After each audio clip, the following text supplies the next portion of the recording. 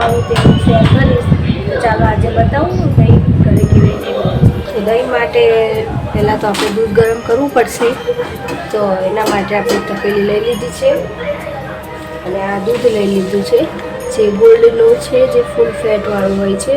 જો એકદમ ઢેફા જેવું બહાર મળે ડેરીમાં એવું તમારે દહીં જમાવવું હોય ને તો એકદમ ફેટવાળું દૂધ લેવાનું.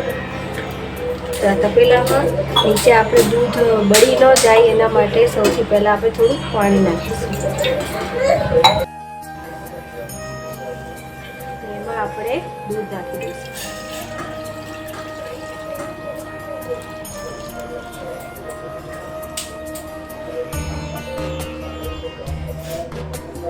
તો હવે આ રીતે આપણે ગરમ કરી લેવાનું છે સારી રીતે. આમ હલાવતા રહેવાનું છે. હલાવતા રહેશો ને તો મલાઈ નહીં થાય અને જે પાણી હોય છે દૂધમાં કે ગમે તે તમે દૂધ લો એમાં પાણીનો ભાગ તો સહેજ હોય જ છે, પણ આ ગોલ્ડ છે તો એમાં તો ન હોય. કદાચ હોય તો પણ જો આપણે હલાવીને ધીમા ગેસે આપણે દૂધ ગરમ કરીએ ને તો જે પાણીનો ભાગ હોય છે તે બળી જાય. તો આને એક ઉફાળો આવે ધીમા ગેસે ત્યાં સુધી આવી રીતે હલાવીને ગરમ કરી લેશું.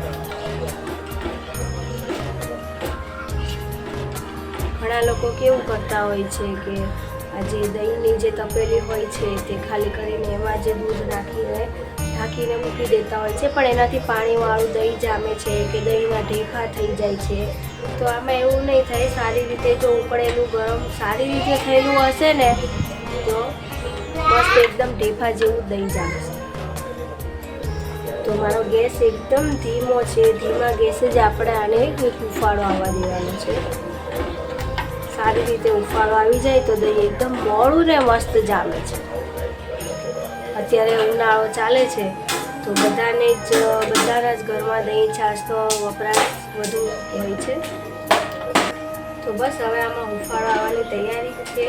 કન્ટિન્યુ આમાં જ અને હલાવીને રાખ્યું છે. જ્યારે પણ દહીં જમાવવું હોય ત્યારે આવી રીતે દહીં જમાવવું તો એકદમ ઢેફા જેવું બહાર ડેરી જેવું દહીં જામે છે. તો તમે જોઈ શકો છો એકદમ ધીમા ગેસે એક ઉફાળ આવી ગયો છે મારા દૂધમાં. હવે આને ગેસ બંધ કરીને એકદમ ઠંડુ થવા દેવાનું છે.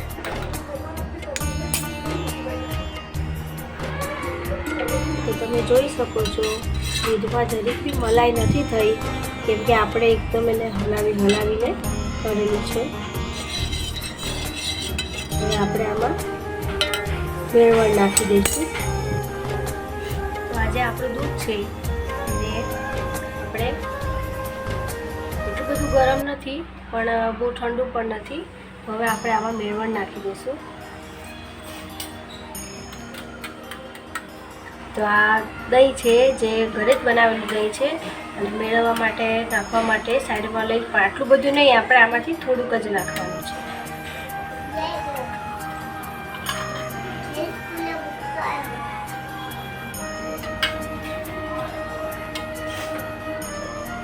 તો આ છે 2 ચમચી જેટલું દહીં, એને આપણે સરખું કરી દઈશું.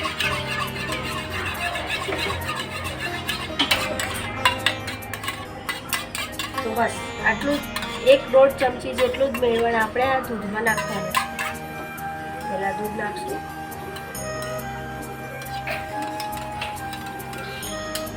હવે એમાં એડ કરી દઈશું.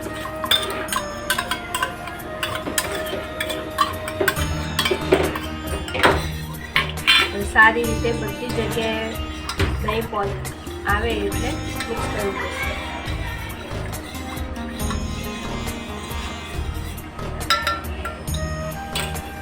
હવે જેવું આમાં દહીં જામી જાય ને એટલે આપણે આને ફ્રીજમાં મૂકી દઈશું.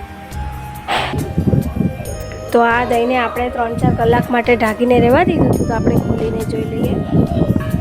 તો જો તમે જોઈ શકો છો મારા દહીંમાં પાણી પણ નથી જરીક પણ, અને એકદમ સોફ્ટ અને મસ્ત અને એકદમ મોળું દહીં બનીને તૈયાર થઈ ગયું છે. તો હું તમને હમણાં કટ કરીને પણ બતાવું.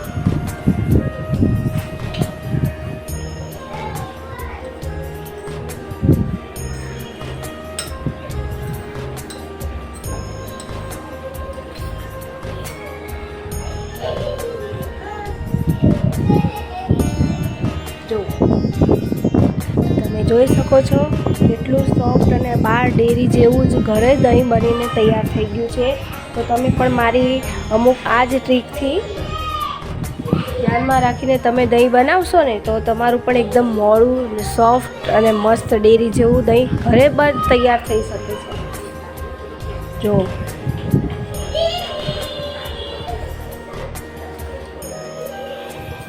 છે ને મસ્ત.